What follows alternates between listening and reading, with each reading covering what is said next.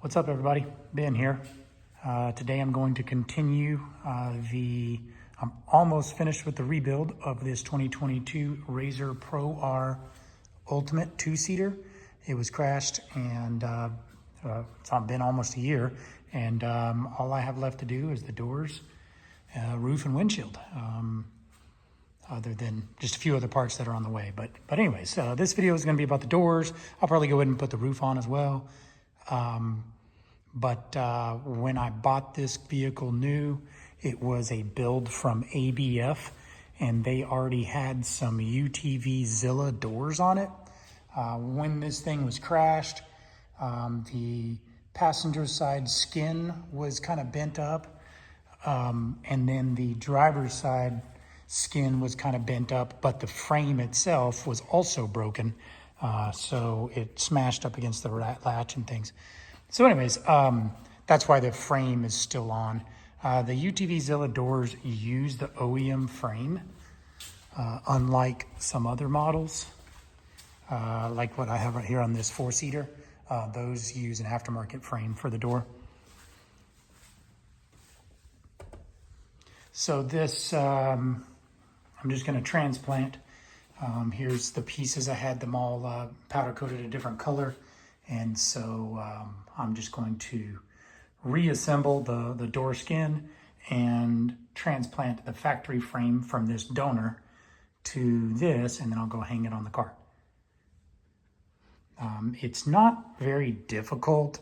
It is kind of tedious, and you got to get all these little brackets in the right places. They have various size spacers that you have to get in the right place for all of these things to stand off properly. So probably take me a few minutes to figure out how to do that. This piece is pretty obvious here, and there's some other. Anyways, I'll get into it. I'm not 100% sure. I don't remember. I'll probably have to go back and look at photos. But I'm gonna disassemble this first and lay this frame on here and see what needs to line up where.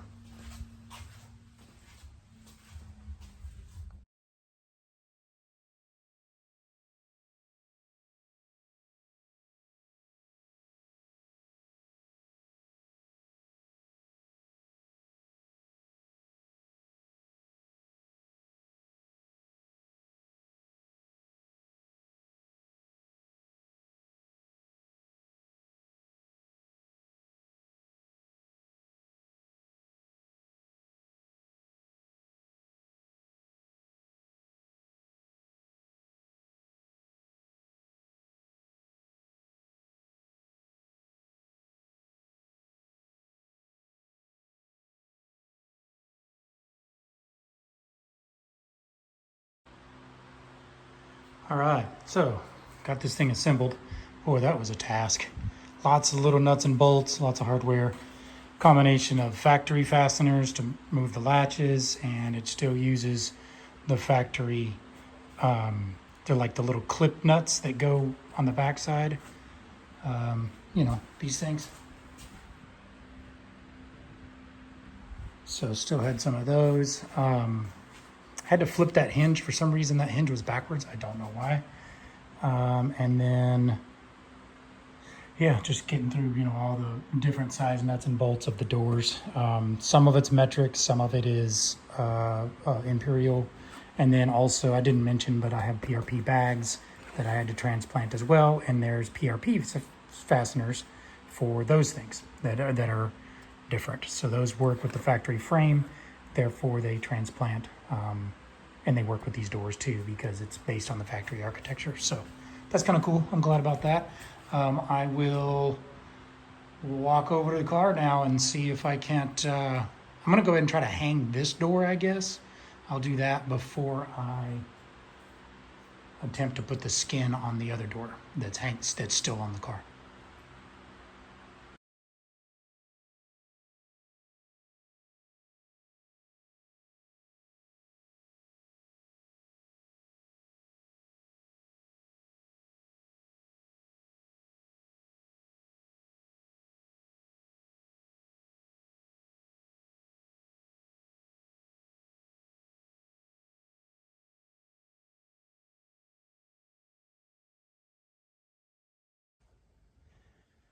Holy crap.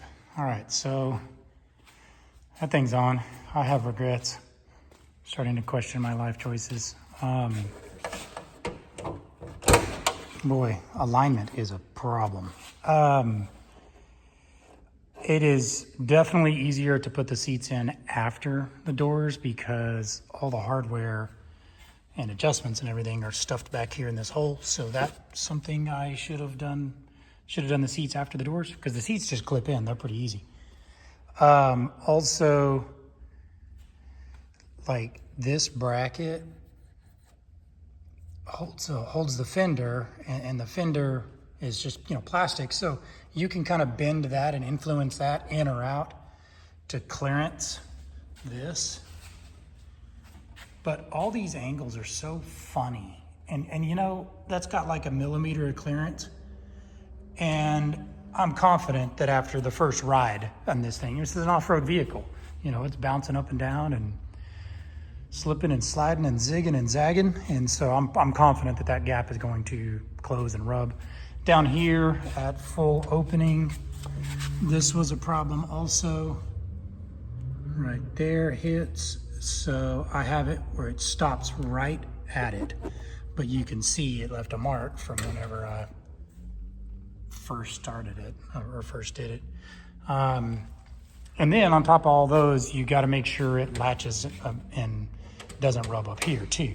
So previously it used to rub up here, or I guess, see, like this one does. See, the blue car rubs right there. These are different doors, but same clearance problem. And then secondly, when you close it, it has one latch, but you still jiggles. So you gotta slam it to get the double latch. And of course, when it slams, that goes a little too far and makes contact. So these are things that you're just gonna have to deal with, I think, with off-road vehicles, especially with aftermarket moving parts like the doors. There's so many alignment questions and so many like variables. I mean, look at this gap. This is the type of gap that would make a auto body shop throw up.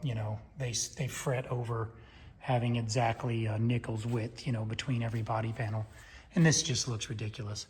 So I'm not dogging on the doors in particular. I'm just saying, like, in general, off-road vehicles, this is a thing. The RS1 door does it. I already showed you the Blue Razor does it. Yamaha doors, in my opinion, are one of their strengths. They're easy. First of all, they open like an actual car door. They're not backward suicide doors like every other side-by-side thinks is necessary. But see, it's still not without its troubles. These were orange plastics painted blue. And, that rubs every time I open and close the door. So, if you're super worried about all these little scratches and little clearance and little details here and there, I don't think you should be riding off-road vehicles. You can build it and you can park it in the garage and look at it if you don't want little scratches on it. So, oh, hey, look, I'm missing a bolt. So anyways, little pet peeves, and when you're getting into it, it's tough to justify. And another factor is these were the doors that were on the vehicle whenever it wrecked.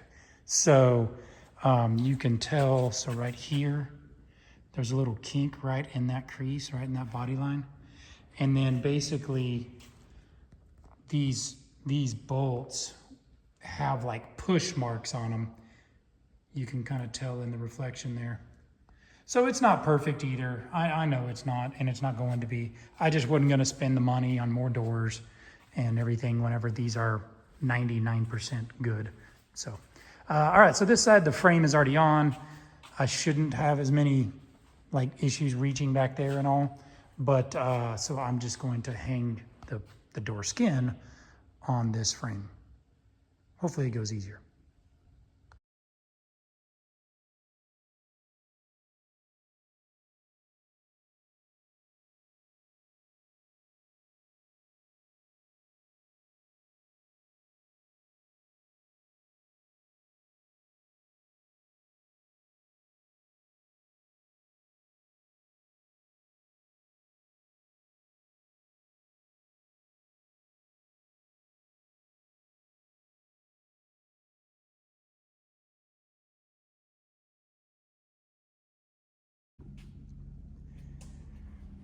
All right, so I don't know if it was easier because I just put the skin on the frame, or if it was easier because this is the second one.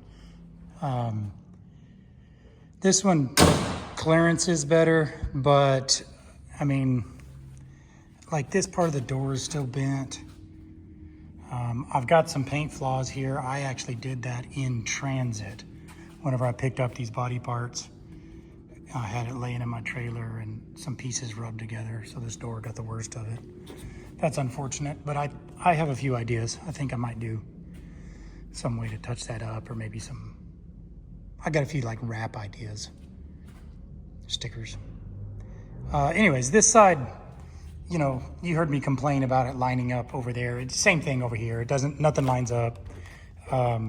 Huge gaps, inconsistent gaps, and I don't care. I'm done. I don't want to mess with doors anymore.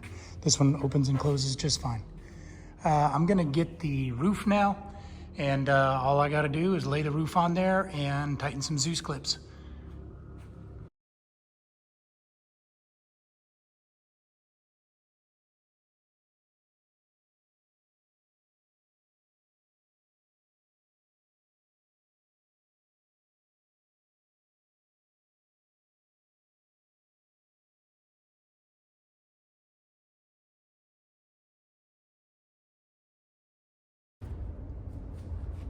Okay, that's that.